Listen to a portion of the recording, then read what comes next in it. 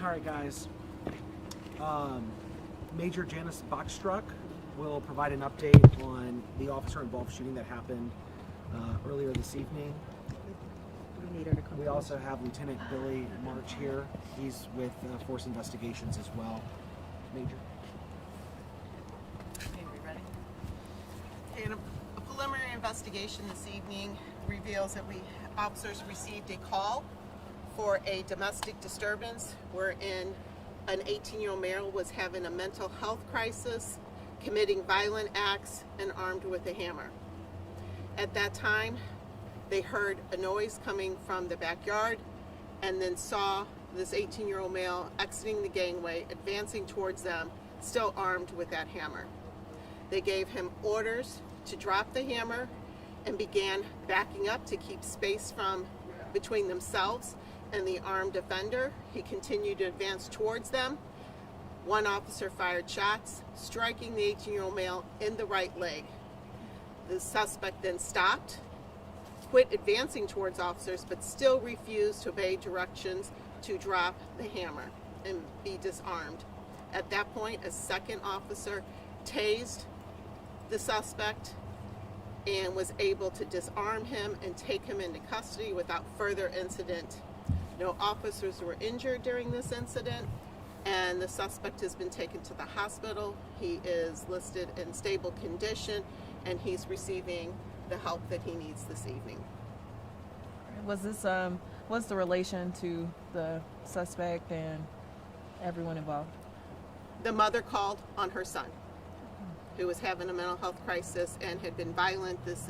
We've had at least 2 calls for service at this location this week for a young man who was needing help. All right, and where was he shot? He is shot in the right leg.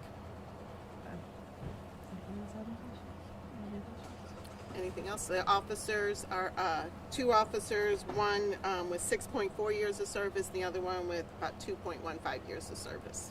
All right, and when did you guys get the call? We got the call this evening at approximately, I want to say 6:45. The incident happened about 7 p.m. Anything else? We good?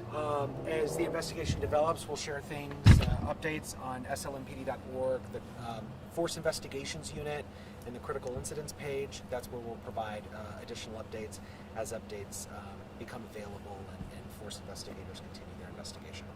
Okay? Right. What we feel is most important is that he gets the help he needs.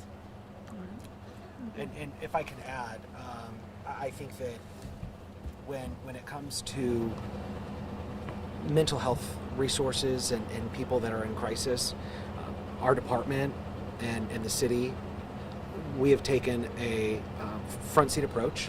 I mean, we've taken an aggressive approach to trying to calm a situation before a scene escalates.